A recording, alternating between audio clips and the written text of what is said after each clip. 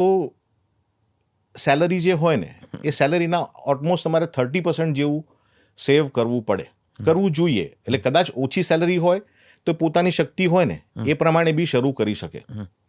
એટલે દાખલા તરીકે મારી પાસે એક અત્યારે યંગ પ્રોફેશનની વાત કરું કે અત્યારે એન્જિનિયર મારે ઇન્વેસ્ટર છે, તો એની પાસે લગભગ એની સારી એવી એની સેલરી છે. હજી એના મેરેજ નથી થયા, પણ એના ફાધર મારા ખાસ ફ્રેન્ડ હતા. તેમણે કીધું મારો દીકરો જ્યારે કમાતો થાય ને ત્યારે તમે એને આયોજન કરી આપજો કે તેનું જીવન સરળ થાય. તો હજી જસ્ટ એનો લગભગ 5 ફિગર્સમાં સેલરી છે એની. તો એની મેં અત્યારથી એનું મેરેજ થયા નથી, પણ મેં એનું એટલું આયોજન કરી આપ્યું છે કે ભાઈ આજથી તારા 50 વર્ષથી તારું વર્ક થશે ત્યારે તારું રિટાયરમેન્ટ કોર્પસ ઊભું થઈ ગયું હશે. તારા બાળકનો જન્મ નથી થયો, પણ અત્યારથી આપણે વહેલું ફોરકાસ્ટ કરી અને તારા 25 વર્ષે એના બાળકના એજ્યુકેશનના, એના મેરેજના આ બધા પૈસાની તારે જરૂર પડશે. એટલે જે મેઇન 4 કોર ગોલ કહેવાય ને એ અત્યારથી જ એના જે ઇન્કમ થાય છે ને એમાંથી અત્યારથી સાઇડ આઉટ કરે. કારણ કે જેવું શરૂઆતમાં કમાતા હોય ને ત્યારે એટલો બધો એક્સપેન્સ ન હોય.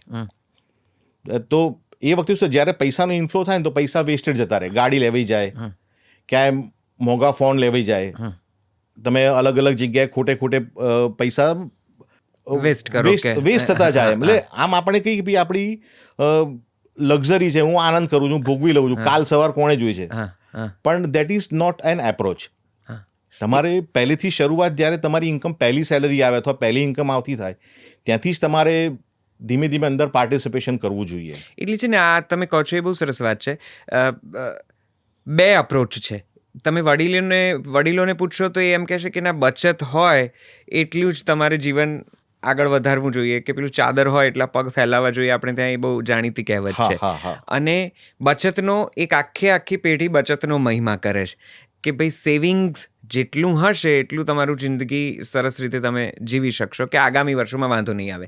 હવે આ પેઢી ઉંમરલાયક થઈ ચૂકી છે, વીતી ચૂકી છે, અથવા તો એમના રિટાયરમેન્ટ ફેઝમાં કે વડીલ થઈ ચૂકી છે. હવેની પેઢી એવી છે, તમે કીધું એ પ્રમાણે, કે કાલ કોણે દીઠી. આજે જેટલું છે ભોગવી લઈએ, ફરી લઈએ, દુનિયા ફરી લઈએ, ટ્રાવેલિંગ કરી લઈએ, બધા જ જેટલી લક્ઝરી છે એ બધી જ આપણે મેળવી લઈએ. ગેજેટ્સ ઉત્તમ, કાર ઉત્તમ, ઘર પણ સુંદર, એટલે કપડાં પણ બેસ્ટ પહેરવાના. એટલે એમની સેલેરીનું બધું જ આયોજન એ રીતે થતું હોય છે કે કાલે જોયું જશે, આજે છે અને અમે કમાઈ લઈશું, કારણ કે અત્યારે જો આટલા મળે છે તો આવતીકાલે કદાચ આનાથી વધારે જ મળશે, ઓછા નહીં મળે.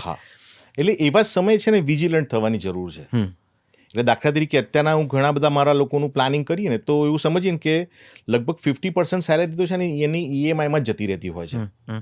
એટલે હાથમાં પૈસા વાપરવા માટે બી છે ને એ ઓછા રહેતા હોય. એટલે બને ત્યાં સુધી હું એવું સજેસ્ટ કરીશ યંગ જનરેશનને કે તમારું જે બી જેટલા 4 ગોલ કીધા ને, કે બાળકનું ભણતર, એના મેરેજ, તમારું રિટાયરમેન્ટ, આ 4 ગોલ સિવાય બાકીના બધા ગોલ છે ને રાહ જોઈ શકે છે.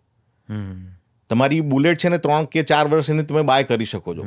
Accumulate that money for 4 years. અને ઈએમઆઈ લેવાની જગ્યાએ તમારી પાસે ડાઉન પેમેન્ટ કે તમારી પાસે એના પૈસા ભેગા કરો ને પછી કેશમાં જ એને લઈ આવો, તો તમારા માટે શું થશે કે